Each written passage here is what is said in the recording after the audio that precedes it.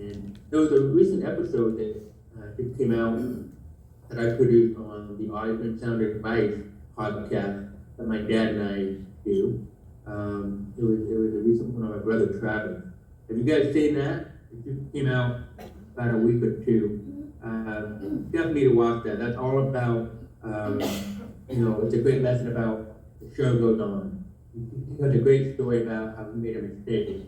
My dad let him come on stage to play the bass, and he totally blew it, totally ruined it. And he felt so bad, but he learned a great lesson. And my dad said this. My dad told him, he said, son, but this was after the show was over. Travis, my brother, was so embarrassed. His father, I am so sorry I messed up. And my dad just laughed. He said, son, if I had a nickel for every time I made a mistake on stage, I would be retired by now. I'd be a very wealthy man. My point is, we all make mistakes, but the show goes on, and it'll always go on. And we need to always remember that. So, the other thing I want to talk about here for just a little bit, I have, Tracy said I have about an hour, so I'm going to keep going here. But one thing that I've really come to learn in my life is, unfortunately, we live in a world where we place labels and stickers on each other. And we're so quick and fast to judge other people. Would you agree with me on that? Yeah. We live in a world that just, come on folks, let's all work together. Let's all be part of one big happy family. Every night, my sweetheart and I, you'll be hearing from my sweetheart after me. But every night, my wife Christy and I, we would, when we tuck our little girls in bed, we would sing together as a family. And we call it I Am a Child of God. And we do that on purpose because we want our little girls to know and to understand how important it is that they know who they are. Their true identity, not a label and a sticker that someone else puts on them from social media or at school or in the workplace, the environment we live in, the neighborhood we live in. You need to remember who your true identity is. And our goal is to imprint and ingrain that eternal truth into their hearts and into their minds so that when they get a little bit older and they're confronted with temptations and questions and opposition and ridicule and the theory darts of the world coming in on them, it's an eternal truth of who we really are. Will rescue them in times of need. So this true identity has rescued me so many times in my life. Remember I told you earlier I had an identity crisis growing up in this family? It was tough, it was rough, I couldn't fit in. It was really, I couldn't fit in anywhere, let alone my own family. And so, I want to just share a little experience I had, that I had when I was about 19 years old. So this has been 20 plus years ago. Anyway, I was confronted by somebody. I was on the street, and back then I had the big hardware devices that they kind of stood out. Everybody could easily see them, and I'm not ashamed by that at all. But he quickly labeled me. He quickly put a sticker on me, and he labeled me as, quote, damaged goods. Damaged goods, because I'm wearing all these hardware devices. But he did that because he obviously saw that my ears were broken and wearing large hardware devices known as hearing aids. So he even took it a step further and said that God punished me for something that I did wrong. And you can just imagine the response I was about to give him as I rolled up my sleeves and how dare you to say something like that. But as I took it, trying to think of a response of what to tell him, this is what I said. I said, sir, if you're wearing eyeglasses, then I guess you're damaged good too. I guess God punished you for something you did wrong. That definitely got his attention. And then I said, my dear friend, my dear brother, you and I both know that that's not true. And let me fill you in on what is true. Is my hearing loss And your vision loss did not define it. What truly defines it is that you and I are like brothers, that we're a loving God who loves us unconditionally, no matter what our circumstances may be. In fact, I went on further and I said that our personal challenges do not define us. It refines us into becoming the best version of ourselves. And then I went on to say that God is not a respecter of anybody, a person. And certainly God doesn't manifest in him. To make a long story short, this person who was once blind didn't quite understand how to react to my condition. He now could see his unlimited potential. And so, despite our differences, we had a good chat, we talked about it, and he and I became friends. And the moral of that story is, sometimes we don't always understand what another person is going through. But stop judging other people by the cover of their book. And that's what this man did to me. And I had to quickly educate him and teach him and instruct him and counsel him on what it really means. And then everything's fine after that. So we just need to remember that. By the way, my hearing aid just went dead. And the batteries, because then I can't hear you. I want to hear you here in a second. All right. Awesome. I believe, guys, that we glow, we shine, and we reflect differently when our confidence is fueled by the eternal perspective and the divine nature of who we are and your true identity, instead of receiving validation from social media and other worldly voices out there, just like the guy that I just told you about, trying to put stuff in my head that's not true. You know, I know many of you are on social media, so am I. There's nothing wrong with that. It's a great way to connect. But the moment you put yourself in a situation where you need validation from, you need so many likes, or you need so many people to comment, or you need to have so many friends, if you get to that point, then that's not a very healthy position to be in. What we truly need to be in is knowing who you really are. Who you are is different than what you are. Who you are is your true self. What you are is what social media shows you who you, what you are. So there's a big difference there. We don't need validation from that. We need validation from these meetings right here in Serenity, building you up and then lifting you up instead of tearing you down.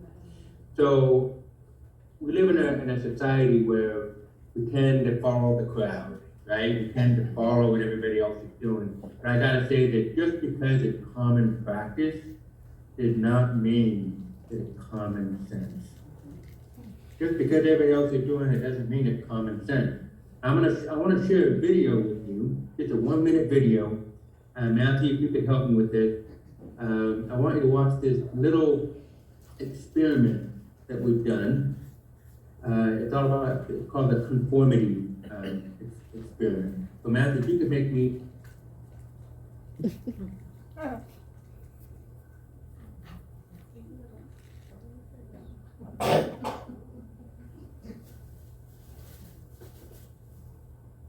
Okay, I'm the host, okay. All right, so watch this little video and then we'll talk about it after we watch this video. Okay, here we go.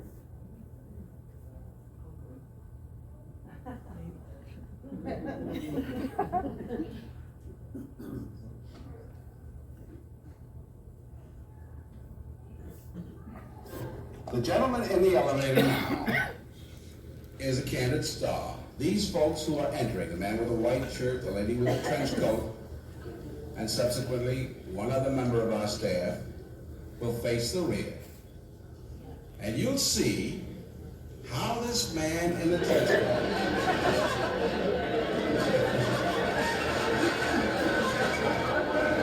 tries to maintain his individuality, but little by little,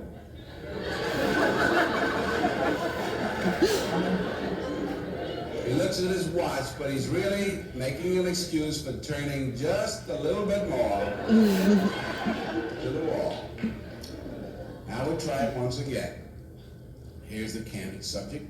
Here comes the candid camera staff, 3 of them at least. And this man has apparently been in groups before.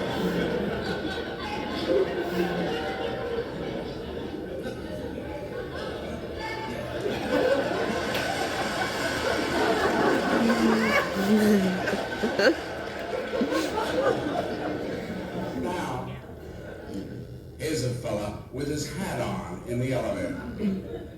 First he makes a full turn to the rear and Charlie closes the door. A moment later, we'll open the door, everybody's changed positions.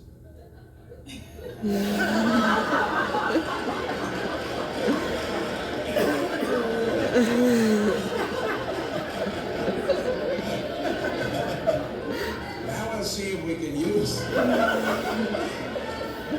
if we can use group pressure for some good. Now, in a moment, on Charlie's signal, everybody turns forward. Notice they take off their hats. And now, do you think we could reverse the procedure? Watch.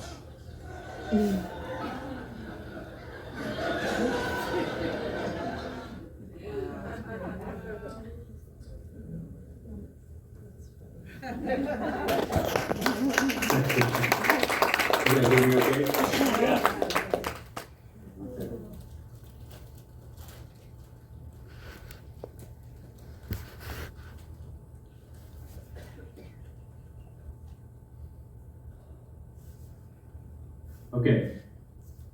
I don't know if you get a kick out of that. That was hilarious to me. Is that not true?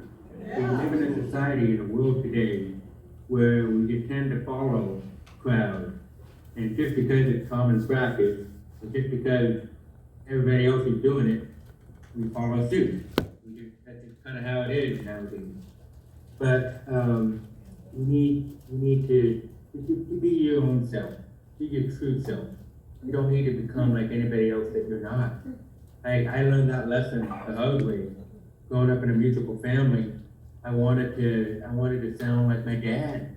I wanted to have that golden throat like my dad. I wanted it to sound like my Uncle Donnie and all my other amazing uncles. I didn't want to sound like Marie because she's too feminine. But I wanted to sound like that. And then it dawned on me, why do I want to sound like that? I want to sound like Justin. My unique voice, my depth, and that's who I am. I don't need to try to become something or somebody that's not me. And so I just want to share that with you guys. Just remember that. And there's a great quote by Jeffrey Holland. He said this: "We might sometimes want to run away from where we are, but we can never run away from who we are." Let me say that again. We might sometimes want to run away from where we are, but we can never run away from who we are. And I believe that with all my heart. That's because we're all children of God. We're all in this together. And you are the most precious, priceless possession. And with potential that's eternal and a price tag that the sky's the limit. So just remember those things, and just because if you feel like you're going against the stream and everybody else is going the opposite direction, that's a pretty good indication that you're going in the right direction. You're going in the right direction. So, and just a couple more thoughts I want to share is my little girls and I. I'm not sure if you met my wife or my 2 little princesses, but my little girls and I, we use the phrase bucket filler, meaning whenever someone in our family compliments each other, or we say I love you, or I love you daddy, and love you mommy, whatever that is, we respond by saying, thank you for filling my bucket.